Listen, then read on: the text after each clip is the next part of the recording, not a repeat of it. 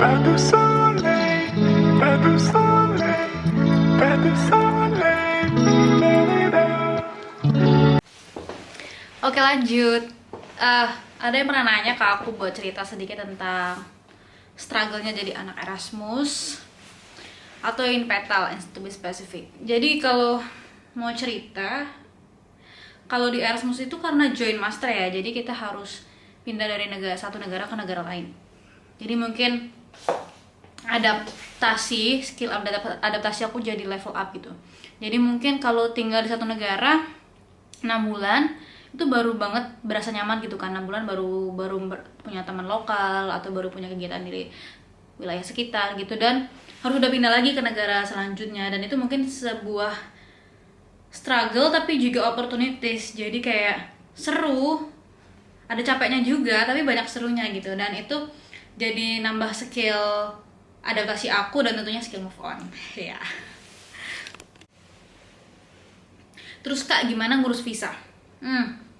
Emang paperwork itu hal yang paling bikin capek sebenarnya ya. Tapi yang serunya adalah, dan yang enaknya adalah, konsorsium itu sangat suportif. Jadi dokumen apapun yang kita butuhin selama di sini, pokoknya dokumen yang kita butuhin buat visa, resident permit itu selalu disediain sama kampus. Dan beberapa dari teman aku juga ada yang misalkan negara satu Spanyol, negara duanya Portugal kan kita.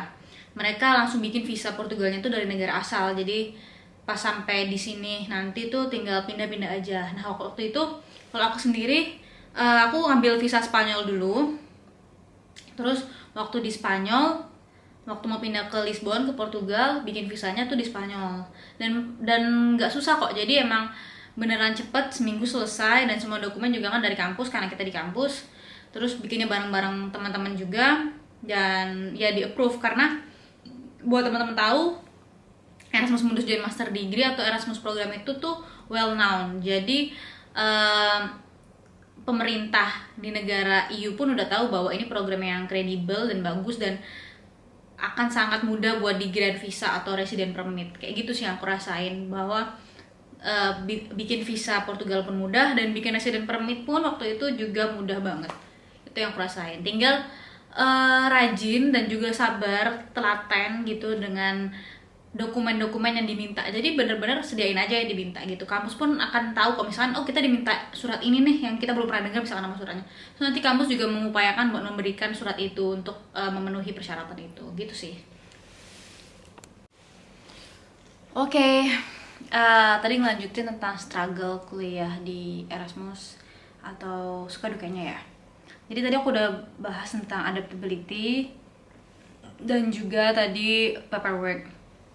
Yang ketiga adalah bahasa.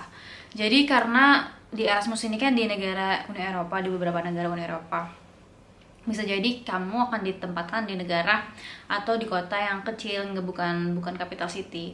Dan di situ tentunya mereka, masyarakat lokalnya menggunakan bahasa lokal atau bahasa negara setempat.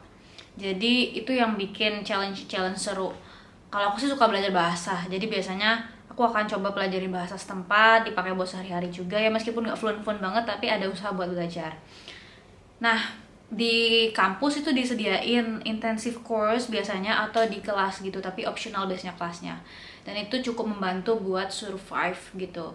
Istilah-istilah atau term-term atau ekspresi-ekspresi bahasa setempat yang bisa dipakai. Nah, itu salah satu hal yang aku rasain ya Erasmus. Jadi misalkan kayak aku di Spanyol, di Cordoba kan kota kecil, jadi harus belajar seenggaknya bahasa Spanyol dikit-dikit gitu. Jadi kalau ke tempat umum, ke public space, ke toko atau kemana itu pakainya bahasa Spanyol.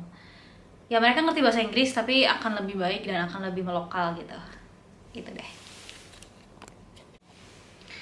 Apalagi ya, karena kuliah tuh sebenarnya seru sih ya. Jadi gak berasa gitu, meskipun ada challenge itu pasti akan ada challenge gitu, apalagi misalkan di akademik.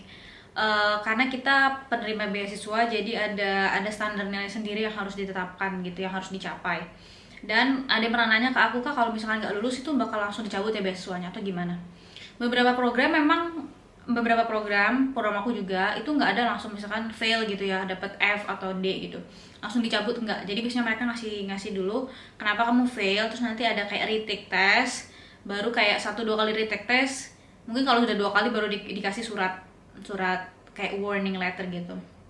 Tapi dosen-dosen itu sangat-sangat suportif gitu.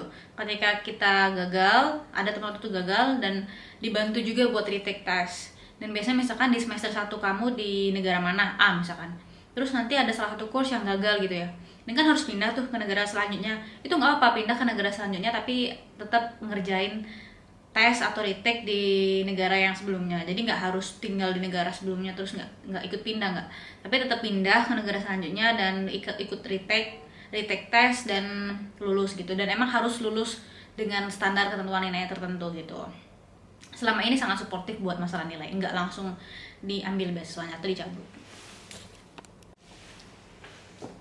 Nah, apalagi challenge-nya ya.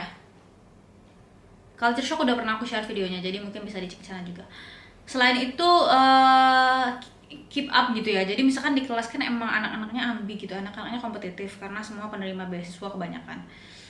Ataupun misalkan nggak penerima beasiswa, mereka juga performnya keren gitu, keren luar biasa gitu. Nah di situ juga excitement dan challenge-nya itu beda gitu. Jadi setiap kelas mungkin akan ada bahan bacaan, debat, diskusi. Dan sebisa mungkin tetap keep up gitu dengan diskusi, dengan debat. Caranya gimana? Caranya dengan punya small discussion group gitu sama teman, atau kan kalau lagi di luar negeri gitu kan punya kenalan banyak juga ya, teman-teman sekelas tuh jadi kenalan baru kita. Nah kita bisa cari grup tertentu yang kita ngerasa nyaman dan kita bisa terus sharing gitu. Jadi baca sharing nanti di kelas pun akan berasa tetap keep up sama atmosfer diskusi dan dinamika kelas kayak gitu sih. Oke, terakhir, jadi di Join Master itu kan tadi udah pindah-pindah negara, juga banyak juga kerjaan kampus juga kan kadang. Mungkin teman-teman akan ngerasain, udah capek nih kuliah, tapi menurut aku saran aku kalau ada kayak kegiatan magang atau kegiatan yang benar-benar kayak short training gitu bareng teman atau selama program, itu diikutin aja karena itu pengalaman luar biasa loh, pengalaman kerja internasional gitu kan ya, atau kerja di konteks yang berbeda tentunya. Dan meskipun akan sedikit menguras waktu dan tenaga, tapi it's worth it. Jadi gitu. Jadi waktu semester 1 aku ikutan jadi asisten teaching sama teaching juga, teaching position buat English and music gitu. Jadi aku ngajar music, medium of instruction English gitu. Dan itu seru banget. Karena di situ kita dilatih langsung, di-train langsung sama guru musik dari Trinity College London. Dan ini programnya kayak join program gitu sama Trinity College London dan program Petal. Jadi apapun ada kesempatan buat magang atau kesempatan buat ikutan seminar atau conference, biasanya mereka ada di tengah-tengah, ikut join karena that's the time. 2 years itu nggak lama, cepet banget ternyata 2 years itu, dan every single experience matter gitu. Jadi itu aja dari aku tentang challenge. Aku nggak mau bilang ini challenge-nya, jadi ini challenge and excitement. Jadi ketika pun berasa challenge, tapi makin ter-challenge, makin excited gitu buat ngejalaninnya. Jadi buat teman-teman, semangat terus yang lagi cari beasiswa, semoga dapet, semoga dipermudah, dan juga semoga sesuai dengan ekspektasi.